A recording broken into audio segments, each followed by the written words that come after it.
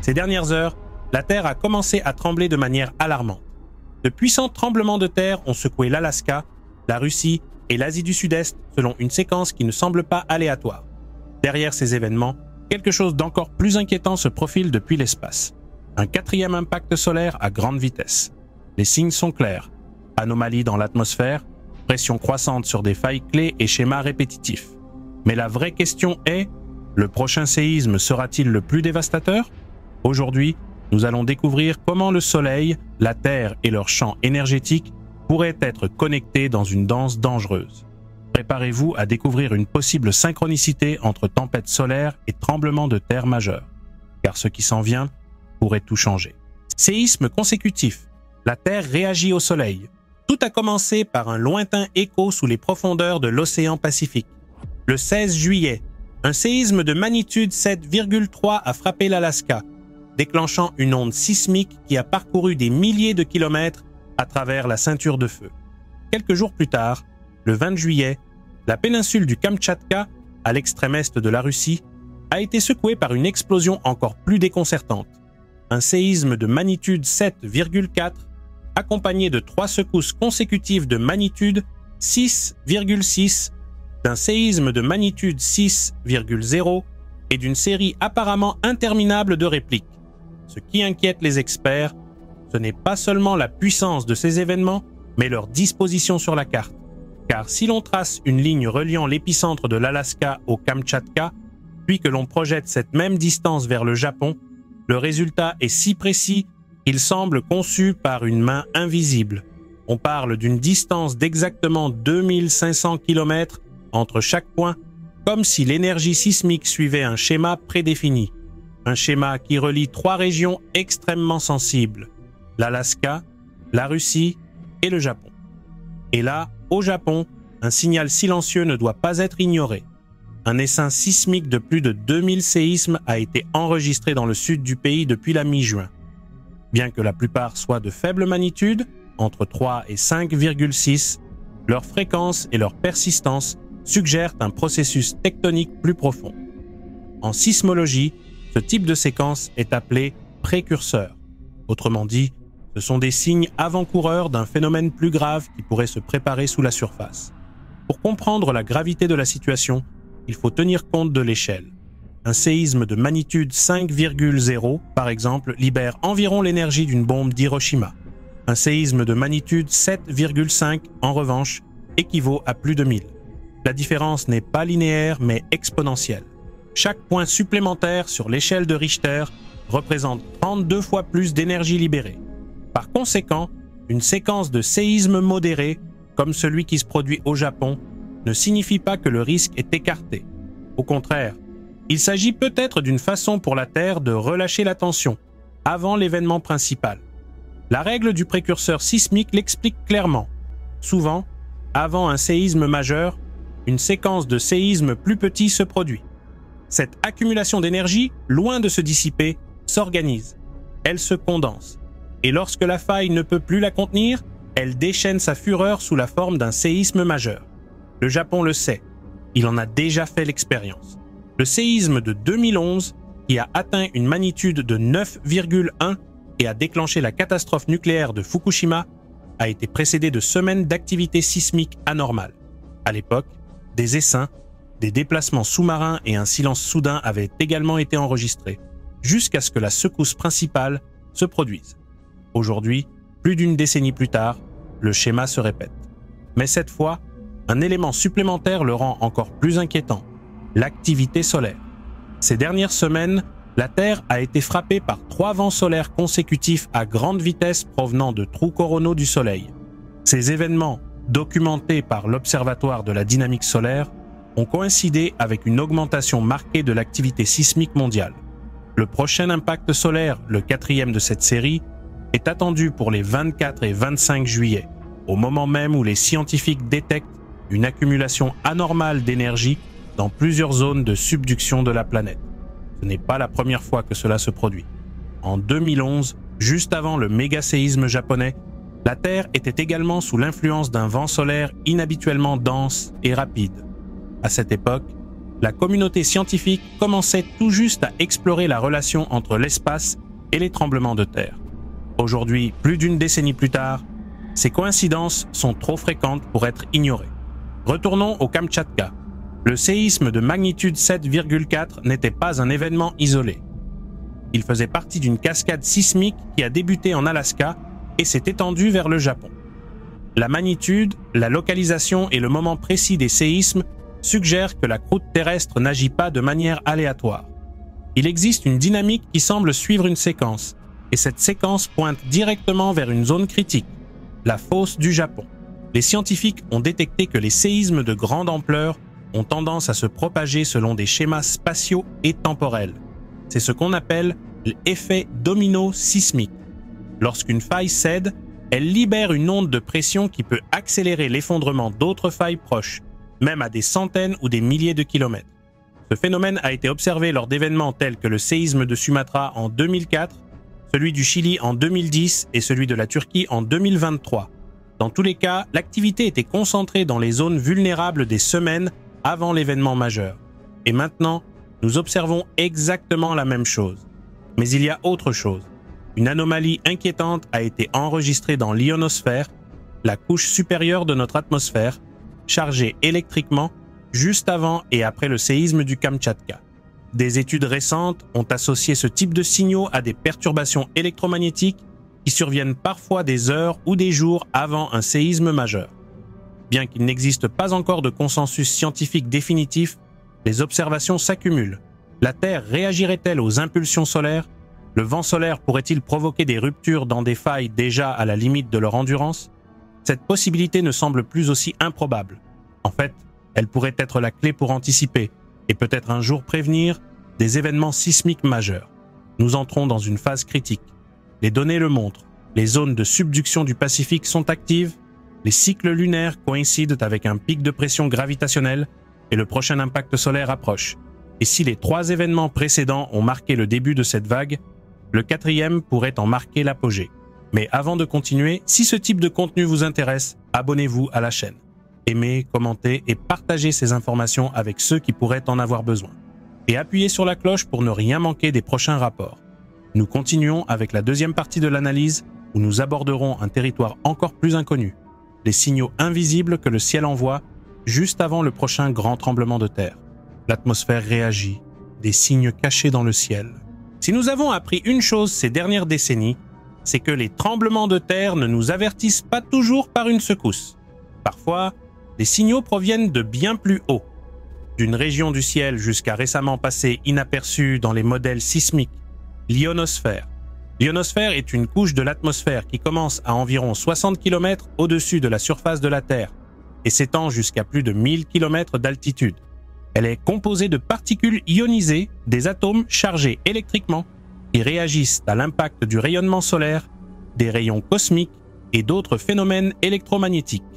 En termes simples, c'est la frontière énergétique entre la Terre et l'espace. Pendant des années, la communauté scientifique a considéré l'ionosphère comme un phénomène distinct des processus tectoniques. Mais quelque chose a changé. Grâce au progrès des satellites d'observation et des systèmes de surveillance GPS, de mystérieuses anomalies du contenu électronique total, PEC, c'est-à-dire la quantité d'électrons présents dans cette région, ont commencé à être détectés juste avant certains des séismes les plus dévastateurs du XXIe siècle. Et ce schéma se répète encore et encore. Quelques heures avant le récent séisme du Kamtchatka, les satellites Cosmic 2 et Swarm ont détecté une perturbation importante de l'ionosphère au-dessus du Pacifique Nord. En moins de 24 heures, le contenu électronique total a grimpé de 30% au-dessus de la moyenne normale, créant une sorte de bulle d'énergie dans la haute atmosphère. Cette anomalie a coïncidé exactement avec le point de pression qui, le lendemain, allait déchaîner sa force sous la forme d'un séisme de magnitude 7,4. Ce phénomène n'est pas nouveau. En 2011, le séisme de magnitude 9,1 du Tohoku au Japon avait été précédé d'une anomalie presque identique, une augmentation brutale du TEC, détectée 2 jours avant le séisme. Dans ce cas, les chercheurs ont également identifié des variations de température dans la basse atmosphère et une diminution du rayonnement infrarouge émis par l'épicentre suggérant une interaction entre la croûte terrestre, l'atmosphère et le champ électromagnétique de la planète. En 2023, une équipe de scientifiques turcs et chinois a publié une étude analysant les signaux antérieurs au tremblement de terre turc, qui a fait plus de 50 000 morts, et est arrivée à la même conclusion. Un signal électromagnétique basse fréquence a été enregistré dans l'atmosphère seulement 72 heures avant l'effondrement de la faille anatolienne. La question est incontournable. L'ionosphère réagit-elle à des processus internes à la Terre, ou la Terre réagit-elle à des signaux externes tels que le vent solaire ou les variations du champ magnétique planétaire? Ici, une hypothèse de plus en plus discutée entre en jeu. L'existence d'un champ énergétique global où les couches internes et externes de la planète, la lithosphère, l'atmosphère et l'ionosphère interagissent dynamiquement, s'influençant mutuellement par le biais de flux d'énergie, de charges électriques et d'ondes de pression. Bien que cette idée ne fasse pas encore partie du consensus scientifique officiel, le nombre d'études allant dans ce sens a considérablement augmenté. En particulier, l'observation d'ondes ELF et ULF extrêmement basses et ultra basses fréquences, générées avant certains séismes, a suscité l'intérêt d'agences spatiales telles que l'ESA et la NASA. Ces ondes, imperceptibles pour l'homme, pourraient être une sorte de murmure terrestre, un avertissement vibratoire annonçant que quelque chose est sur le point de se briser en profondeur.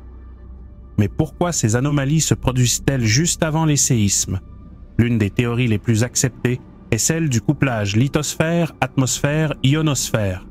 Selon cette hypothèse, lorsque les plaques tectoniques accumulent des tensions et sont sur le point de se rompre, des courants électriques, appelés courants piézoélectriques, sont générés dans la roche. Ces courants remontent à la surface et, en atteignant l'atmosphère, modifie l'équilibre de charge dans l'ionosphère. Il en résulte des altérations du contenu électronique détectable par satellite avant même que la Terre ne commence à trembler. Une autre hypothèse suggère la fuite de gaz radioactifs, comme le radon, des failles actives vers l'atmosphère. Ces gaz modifient la conductivité de l'air et peuvent interférer avec le champ électrique global, générant des anomalies mesurables depuis l'espace. Le plus inquiétant est que ces signaux sont déjà enregistrés dans d'autres zones sismiques vulnérables, comme le sud du Japon, la côte ouest de l'Amérique du Nord et l'est de la Méditerranée. Dans chacune de ces zones, une augmentation soudaine du TEC a été observée, associée à des pics d'activité solaire et à de subtiles variations du magnétomètre terrestre. Coïncidence? Ou sommes-nous confrontés à la possibilité que la Terre tente de communiquer avec des signaux que nous commençons à peine à comprendre? L'ionosphère est devenue un nouveau champ de bataille scientifique. Ce qui était autrefois considéré comme le domaine exclusif des astronomes et des experts en communication par satellite est désormais surveillé par des géophysiciens, des ingénieurs sismiques et des analystes de risque. Car si ces signaux sont réels, et de plus en plus de preuves le confirment, ils pourraient constituer le meilleur outil pour anticiper un séisme majeur. Imaginez un système capable de nous avertir 12, 24, voire 48 heures avant une catastrophe. Non pas par ce qui se passe sous nos pieds, mais par ce qui se passe au-dessus de nos têtes. La technologie est déjà là. Ce qui manque, c'est la volonté, la coordination et un regard scientifique qui ose regarder au-delà du modèle traditionnel. Pendant ce temps, les signaux continuent d'apparaître, silencieux, invisibles, mais de plus en plus clairs. Et si nous n'apprenons pas à les interpréter, nous pourrions répéter la même histoire des avertissements ignorés. Les signes sont écartés, les catastrophes annoncées. La Terre parle toujours. La question est, sommes-nous prêts à écouter? Impact solaire imminent, le lien que personne ne veut accepter. Dans l'espace lointain, à 150 millions de kilomètres de nous, une blessure s'est ouverte à la surface du Soleil. Elle est noire, immense et silencieuse. Elle n'émet aucune lumière, mais un courant invisible qui se dirige vers nous à plus de 700 000 km par heure. Cette blessure est appelée trou coronal, et ce qu'elle projette vers la Terre est le vent solaire. Et cette fois, il s'agit de la 4e vague consécutive en moins de 30 jours. Les trous coronaux sont des régions du Soleil où le champ magnétique s'ouvre sur l'espace, permettant au plasma solaire de s'échapper librement. Contrairement aux explosions ou éruptions solaires qui sont violentes et brèves, les trous coronaux libèrent des flux constants de particules chargées pendant plusieurs jours, impactant la magnétosphère terrestre de manière soutenue. Et lorsque ces flux sont intenses, comme ceux enregistrés actuellement, la Terre réagit. Le trou coronal actuel, situé à la latitude équatoriale du Soleil, mesure plus de 30 fois le diamètre de notre planète. Depuis le 1er juillet, 3 vagues successives de vents solaires ont comprimé le champ magnétique terrestre, élevant l'activité géomagnétique à des niveaux classés comme modérément sévères, indice KP6+. Le 4e impact approche, attendu dans les prochaines 48 heures, et les scientifiques l'observent avec un mélange d'impatience et d'inquiétude. Mais quel est le lien avec les tremblements de terre? C'est là que la science commence à dépasser les frontières. Lorsque le vent solaire entre en collision avec la magnétosphère, la couche protectrice du champ magnétique terrestre, il ne produit pas seulement des aurores boréales. Il injecte également de l'énergie électrique dans l'ionosphère, modifie les courants de convection, modifie la distribution des électrons et, selon des études récentes, peut même affecter la pression interne de la croûte terrestre. La clé réside dans le concept de couplage géospatial. Ce modèle suggère que, dans certaines conditions, l'augmentation de la charge énergétique dans la haute atmosphère peut réduire la cohésion des failles géologiques déjà soumises à des contraintes tectoniques. En d'autres termes, le vent solaire ne provoque pas à lui seul un tremblement de terre, mais il peut être la poussée finale qui libère l'énergie d'une faille cumulative. Et c'est précisément ce qui s'est produit lors d'au moins 3 événements sismiques historiques. Indonésie, 2004. Le 26 décembre, un séisme de magnitude 9,1 a provoqué l'un des tsunamis les plus meurtriers de l'histoire. Coïncidence? 4 jours plus tôt, un trou coronal équatorial avait impacté la Terre, déclenchant des perturbations ionosphériques et des tempêtes géomagnétiques de niveau KP7. Japon, 2011.